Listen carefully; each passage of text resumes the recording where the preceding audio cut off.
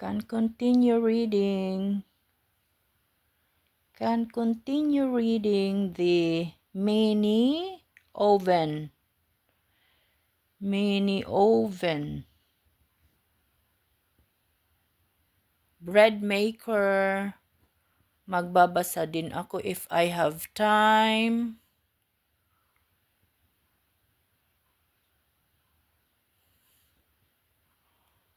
Thank you, Sven. Bumili siya ng automatic electric bread maker and mini oven.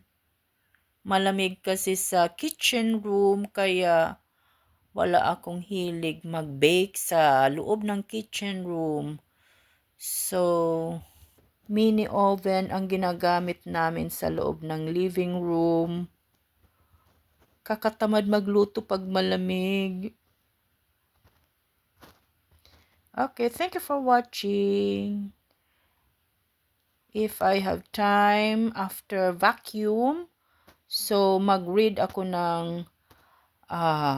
mini oven, yung user manual niya, at saka yung bread maker. So, since hindi pa ako tapos mag-vacuum, so, yun.